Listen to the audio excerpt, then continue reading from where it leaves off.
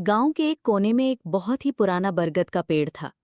उसकी जड़ें जमीन से निकलकर जमीन में घुस चुकी थीं, जैसे वो गांव की मिट्टी से गहराई से जुड़ा हुआ हो। कभी ये पेड़ गांव की जान हुआ करता था।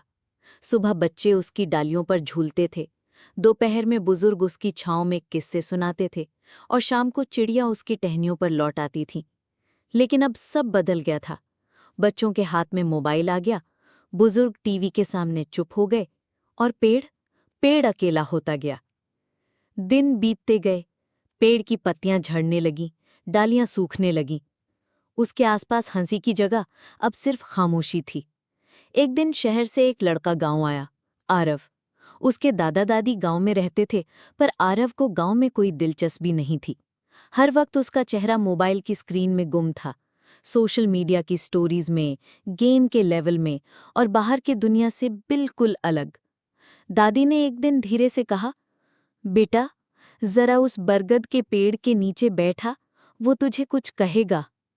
आरव ने हंसते हुए जवाब दिया, दादी, पेड़ कोई वाईफाई नहीं देता, वो क्या कहेगा।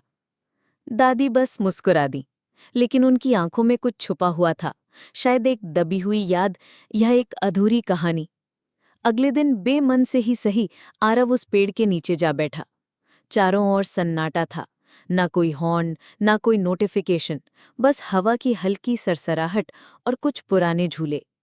वो पहली बार अपने मोबाइल से ऊपर उठा और पहली बार उस पेड़ की आंखों जैसा कुछ देखा, थकी हुई लेकिन उम्मीद से भरी हुई। उसे लगा जैसे पेड़ कुछ कह रहा हो। उसी समय उसकी नज़र जमीन पर एक उभरी हुई जड़ पर पड़ी। मिट्टी हटाकर देखा, वहां कुछ हाथ से खुदे हुए शब्द थे। जब मैं छोटा था, इसी पेड़ के नीचे अपने सपनों को देखा करता था। अब मैं बूढ़ा हो गया हूं, लेकिन पेड़ आज भी मेरा इंतजार करता है। दादाजी। आरव का दिल बैठ गया। उसने पहली बार अपने दादाजी की बातों को महसूस किया। उस दिन से कुछ बदल गया। अब आरव हर शाम पेड़ के पास बैठता, मोबाइल कम, पेड़ ज्यादा।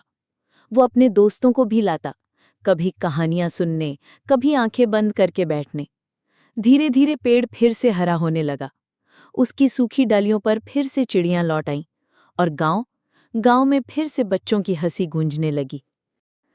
अंत